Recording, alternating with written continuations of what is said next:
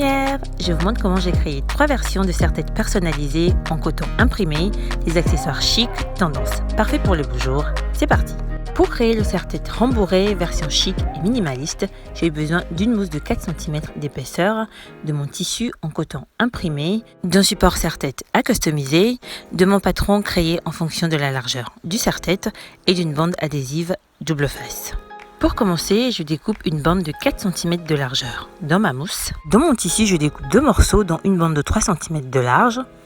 Je couds le morceau principal à 10 cm des 2 extrémités. Je retourne le morceau sur l'endroit ainsi que les 2 extrémités en m'aidant de ma baguette pour pouvoir faire ressortir les recoins, comme ici. Je prends ensuite mon support serre-tête ainsi que la bande adhésive double face que je vais appliquer sur le serre-tête, comme ici, en commençant par l'une des extrémités. Puis je continue et suis tout le pourtour du serre-tête pour rejoindre l'autre extrémité. Je coupe la bande, je détache la languette en suivant le pourtour du serre-tête comme précédemment pour dévoiler une nouvelle face adhésive comme ici.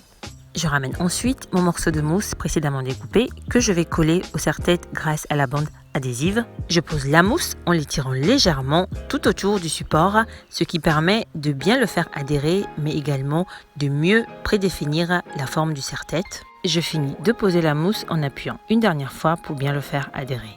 Je taille la mousse en partant et en insistant sur les extrémités pour lui donner une forme plus homogène. Je continue de tailler la mousse toujours en insistant sur les extrémités puis en remontant légèrement autour du périmètre jusqu'à obtenir la forme et le rendu souhaité.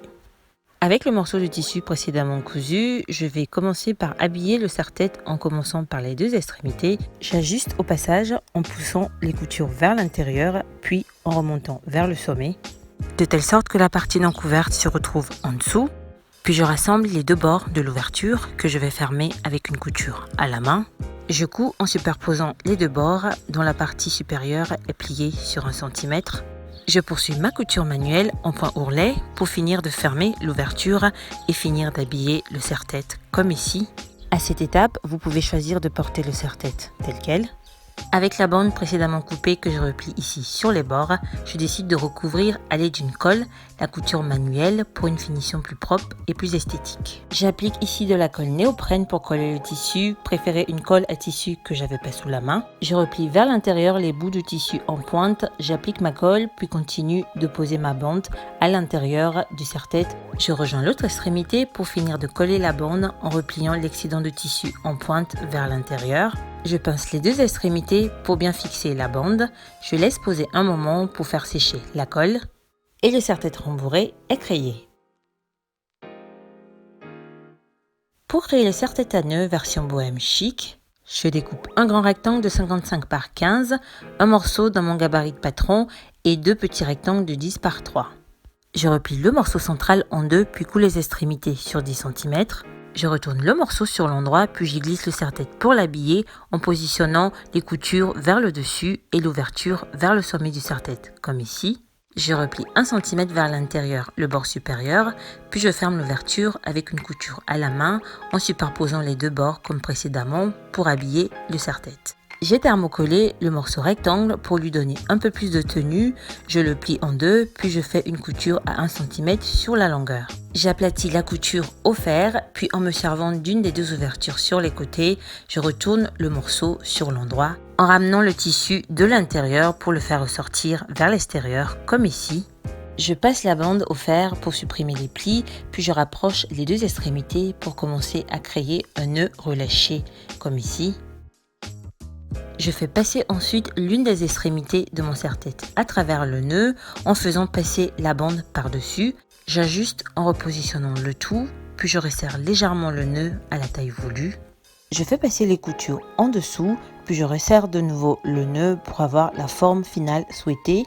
Je pince l'extrémité de la bande au serre-tête en formant quelques plis que je répète sur l'autre extrémité comme ceci. Je fais un pli d'1 cm vers l'intérieur puis vers l'extérieur des 2 côtés de la bande. Je pince pour maintenir le tout en place.